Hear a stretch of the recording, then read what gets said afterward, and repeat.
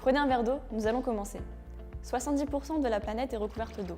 Seulement 2,6% de cette eau est douce.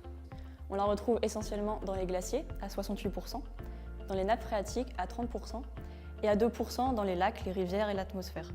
Mais finalement, 1% de toute cette eau est liquide. Parlons un peu d'eau potable.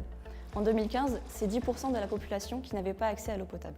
47% de la population mondiale boit une eau dangereuse pour la santé. Faute de traitement, c'est 1,8 milliard de personnes qui boivent quotidiennement une eau contaminée.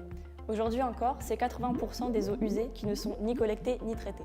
De nos jours, les Français consomment 200 litres d'eau par jour. C'est 13 fois plus qu'un Africain qui lui consomme quotidiennement 15 litres d'eau.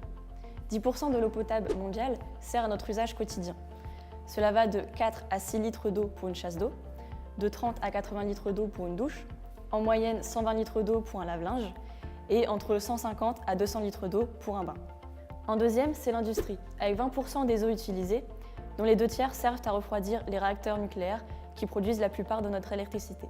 Enfin, grand consommateur, c'est l'agriculture qui utilise à elle seule 70% de l'eau potable utilisée dans le monde.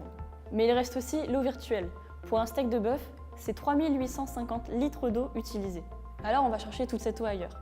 En 2014, c'est 8 milliards de dollars qui ont été investis dans le dessalement de l'eau, qui fournissent actuellement 300 millions de personnes. Pour les nappes phréatiques, en revanche, ce n'est pas très bon.